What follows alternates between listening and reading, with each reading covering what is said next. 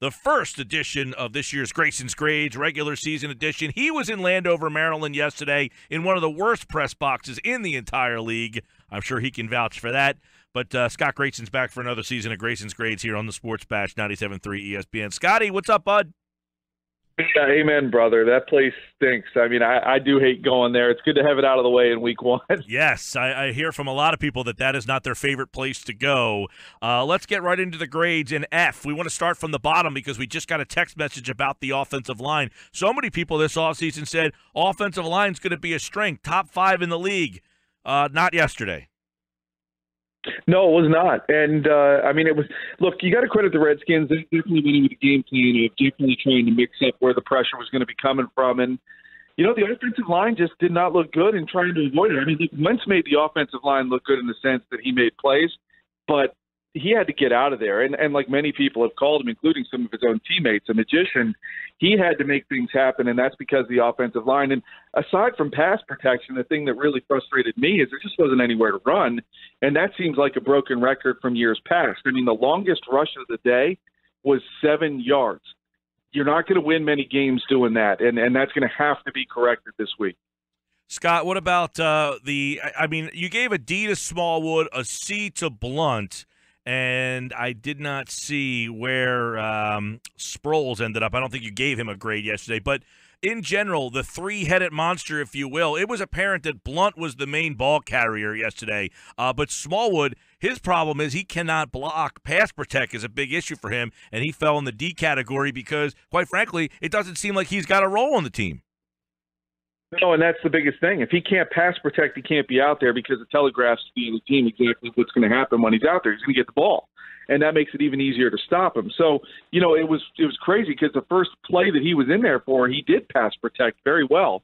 And, you know, there were a couple rumbles in the press box like, oh, there was Smallwood pass protecting. But then as the game went on, you know, he was picking the wrong guy to try to pick up in a blitz. And look, I mean, these good defensive coordinators in this league are going to confuse that young man if he doesn't start picking up the right guy or doing a good job of pass protecting. The one time he did get called for a clip or a chop block, excuse me, I really didn't agree with that call. I thought he got the guy around the waist, not below the knees. So in that case, you know, maybe that's not against Smallwood, but he clearly has a long way to go. As far as Blunt, yeah, he looked to be the feature back. I just, you know, I know we're going to talk about Peterson here at some point, but I think, you know, Blunt's the typical guy that you got to feed multiple times to really try to get a feel for the game early on, and then you have to give him carries as the game goes on. They went away from him for a while, and then they tried to go back to him late in the game saying, hey, you know, help us run the clock down, but he was rusty like he would be early in the game. So I think they've got to find the right way to use LeGarrette Blunt, and that comes down to Doug not throwing 2/3 of the time. And I don't know if that's ever going to change. And you mentioned Doug Peterson, Scott Grayson. Yes, we are going to talk about him, in fact, right now, because you gave a C to Coach Peterson. He was much maligned all week leading into the game, especially from some national experts, if you will. What did you think of his game plan and his in-game play calling? Well, I think, quite frankly, that game was a lot closer than it should have been throughout because of the horrible call to throw that backward pass to Aguilar. Now, you heard Doug today make it sound like that not – you know, he almost tried to shake off that it was supposed to be a backward pass, and then he said that Nelson – it was supposed to be a run, and that Nelson ran too far in the backfield. Either way, it was a horrible pass by Wentz, and quite frankly, all that perimeter stuff to the wide receivers at the line of scrimmage drives me crazy.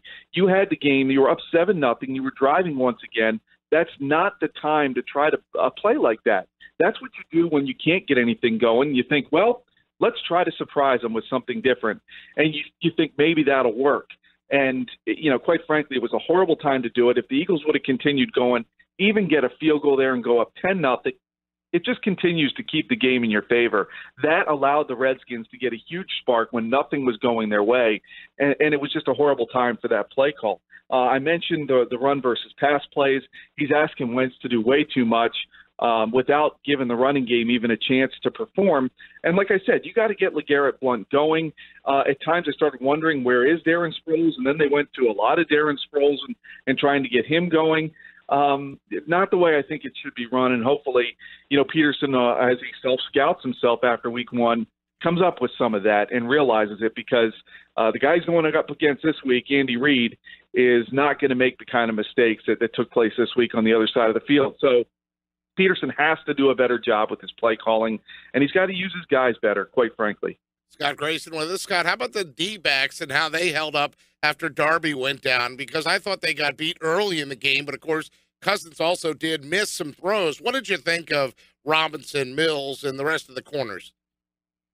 Well, let me start with Mills, because, boy, his side was getting picked on. I mean, it was like 5 out of the first 6 plays went to his side of the field. And you're right, Cousins did not look sharp at all. He's not the Kirk Cousins yesterday that we had seen in previous meetings against the Eagles. He was missing. He was missing his targets, and there were some opportunities there. But overall, I thought Mills did a decent job of trying to set, the tone to the sense that, he wasn't going to get beat badly early on. And then late in the game, of course, he did much better coming up with that pick that I think he just happened to be in the right place at the right time, because the pressure forced the throw to be high, and that, allowed Mills to come up with that huge interception. But Patrick Robinson, to me, look, in this league, I know as a backup, you got to be ready to go in at any moment and perform at a high level. He did that. I mean, you saw Darby go down, and you're thinking, oh, my goodness, this is going to be ugly.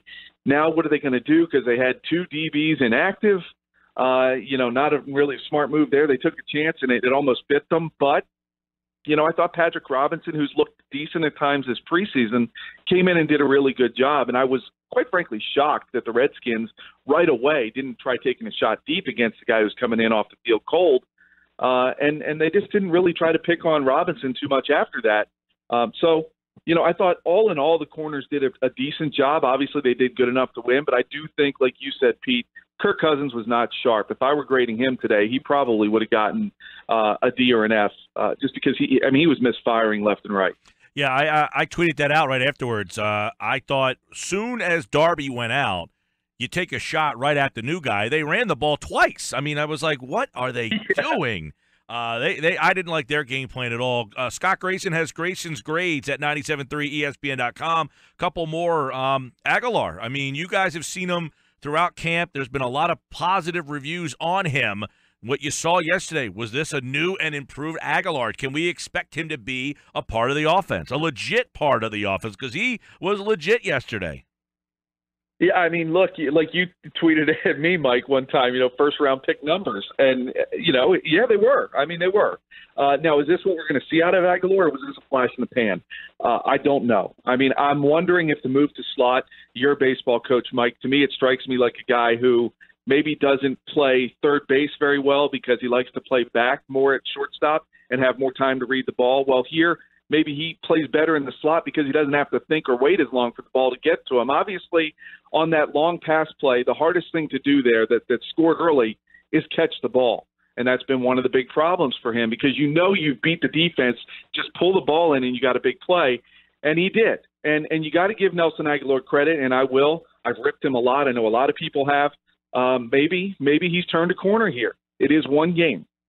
And I've said I need to see him perform repeatedly in order to buy in. Gave him the A he deserved yesterday because he made the plays that were there. Look, you got Torrey Smith and you've got Alshon Jeffrey on the field. He outperformed both those guys. Now, perhaps because they were pulling away some coverage and he had opportunities as a result, but he made plays when they were there, which is what he has not done in the past. If he can do that, other teams are going to have to pay attention to him. Look, you got Zach Ertz working over the middle really well.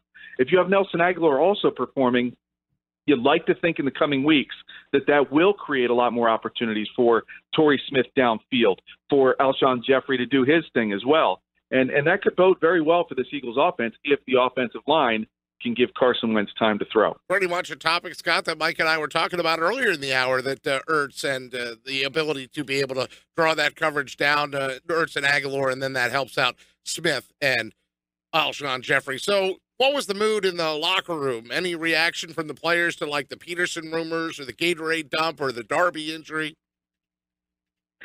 As far as the Darby injury, the guys just kept playing like all they said was, we've seen him in the training room. So they didn't really react much to Darby or the fact that it seemed like he was going to be out a long time.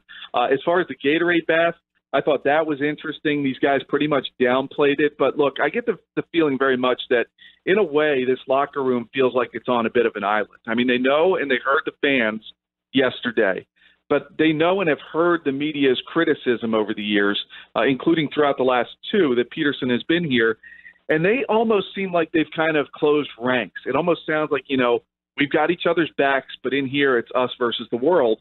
And that's kind of the way that I felt like they were behaving yesterday. Now, at the same time, they were certainly relaxed and excited about the win. It was a huge division win to start the season.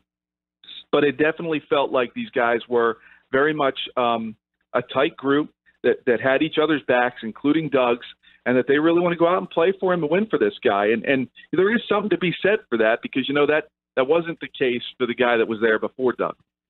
All right, Scott Grayson has Grayson's grades after every Eagles game on 97.3 ESPN.com. And, of course, the Eagles take on Andy Reid's Chiefs coming up next. Look for Grayson's grades for Eagles, Chiefs, and every Monday after every Eagles game at this time on the Sports Bash. All right, pal. Thanks, man. All right. Thank you, guys.